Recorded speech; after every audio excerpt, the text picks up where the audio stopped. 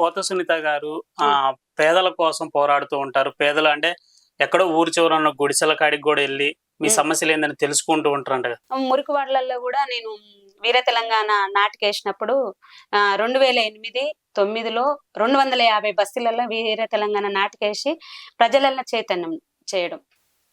మనం ఆడవాళ్ళు ఆది నుండి అంతం వరకు పోరాటంలో ముందుంటేనే ఏదైనా చేయగలుగుతాం.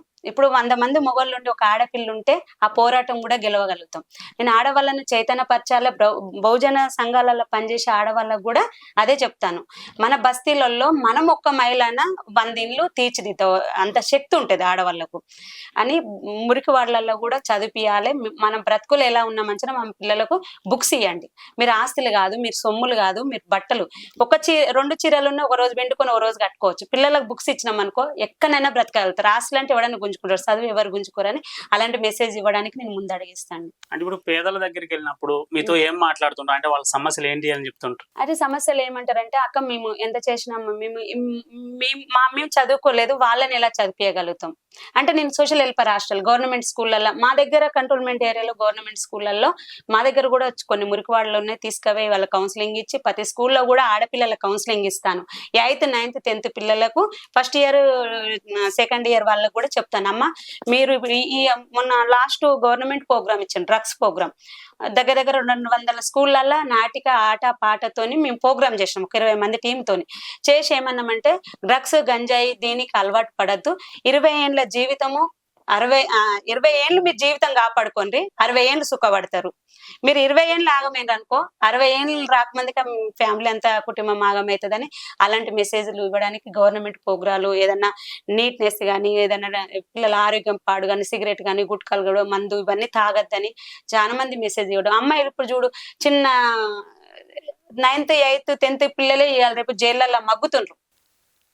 దొంగతనాల పేరని, ఇప్పుడు డ్రగ్స్ అని, గంజాయి అని, అబ్బాయిల మోజుల వాడి, ఇప్పుడు నేను మొన్న మా ఏరియాలలోనే 9th క్లాస్ అమ్మాయి ప్రెగ్నెంట్ చేసిండ్రు. ఆ డ్రగ్స్ మోజుల వాడి ఏం చేయాలని ఒక పిల్ల 9th క్లాస్ అమ్మాయిని మోసం చేస్తే జైలుకు పంపించిండ్రు. ఆ అమ్మాయిని తీసుకొని హాస్టల్ వేసిండ్రు. అలాంటి జరగకుండా గవర్నమెంట్ ను కూడా మేము కోరేది ఏంటంటే, ఉచిత పథకాలు మానేసి విద్య, వైద్య, గూడు నీడ ఇస్తే ఎవరైనా కష్టం చేయాలి అన్న నాలెడ్జ్ పెరుగుతుందని. అంటే ప్రేమ పేరుతో అమ్మాయిలు మోసం చేస్తారు, అబ్బాయిలు మోసం చేస్తారు. అంటే అబ్బాయిల తరపున ఎప్పుడన్నా మాట్లాడారు? అబ్బాయిల తరపున కూడా మాట్లాడాను. అమ్మాయిలు కూడా మోసం చేయరని కాదు, అమ్మాయిలు కూడా మోసం చేస్తారు. అబ్బాయిలు కూడా జాగ్రత్తగా ఉండాలి. మనం చదివేంది, మన తల్లిదండ్రులు ఏంది, మన కుటుంబం ఏంది, మనకు బాధ్యత ఉందని, నీకు తగిన అమ్మాయిని చూసుకొని మ్యారేజ్ చేసుకోమని చెప్తున్నాం. అంటే ఇప్పుడు అబ్బాయిలు అమ్మాయిలు మోసం చేస్తారండగా, ఇప్పుడు ప్రస్తుత సమాజంలో ఈ ప్రేమ విషయంలో మోసపోయేవాళ్ళు కానీ, లేదంటే ఆర్థిక పరంగా ఇబ్బందులు పడి అబ్బాయిలకి ఏమైనా సలహా ఇవ్వగలరు? ఈ సలహా ఏంటంటే, ఇంకోటి, ఇప్పుడు ఈ యూట్యూబ్ ఇది మన ఫోన్లు తగ్గించి సోషల్ మీడియాలో చెడు వాటిని తగ్గించాలి. అందులోటి సీరియళ్ళల్లో విలన్ గా ఆడవాళ్ళే ఎక్కువ ఉంటారు. అలాంటివి బ్యాన్ చేసేస్తే ఇంకా అవగాహన పెరుగుతుంది. ఏదన్నా ఉంటే మనం వీధి నాటకాలలో కూడా చూపియాలి, బస్సులలోకి వెళ్ళి. ఇప్పుడు టీవీలు ఎవరు చూడట్లే, ఏ ఇంట్లో చూసినా 4 ఫోన్లు ఉంటున్నాయి కాబట్టి అజ్ఞానాల్లో వెళ్ళిపోతుండ్రు. ఇప్పుడు పేరెంట్స్ కూడా నేను ఒకటి మెసేజ్ చేస్తున్నా ఏంటంటే, పేరెంట్స్ ఎవరు ఫోన్ వాళ్ళు పట్టుకుంటున్నారు, పిల్లలను పట్టించుకోవట్లే.